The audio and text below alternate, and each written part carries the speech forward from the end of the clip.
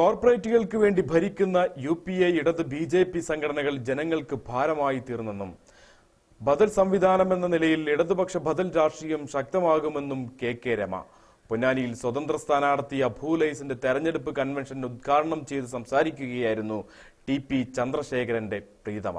വാർത്ത കാണാം ഇടവേള കഴിഞ്ഞ്.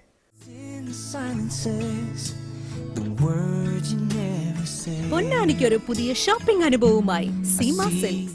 ജനകീയ പ്രശ്നങ്ങൾക്ക് പരിഹാരം കാണാൻ CPM അടക്കമുള്ള ഇടതു പാർട്ടികൾക്ക് കഴിയുന്നില്ല. രാഷ്ട്രീയ അപജയം സംഭവിച്ച ഇടതു പാർട്ടികൾ വലതുപക്ഷമായി തീർന്നിരിക്കുന്നു. ഭാവിയുടെ രാഷ്ട്രീയം ജനകീയ രാഷ്ട്രീയമാണ്. ഡൽഹിയിൽ AAPക്ക് ലഭിച്ച സ്വീകാര്യത ഇതിന്റെ മുന്നോടിയാണ്. ജനകീയ രാഷ്ട്രത്തിന് വേണ്ടിയാണ് TP ചന്ദ്രശേഖരൻ ശബ്ദമുയർത്തിയതെന്നും KK രമ പറഞ്ഞു. ഈ രാജ്യത്തെ ജനങ്ങൾ ആഗ്രഹിക്കുകയാണ് ഒരു മാറ്റത്തിന് വേണ്ടിയിട്ട്, ഒരു ബദൽ രാഷ്ട്രീയ സംസ്കാരത്തിന് വേണ്ടിയിട്ട്, ഒരു ഇടതുപക്ഷ സംസ്കാരത്തിന് വേണ്ടിയിട്ട്.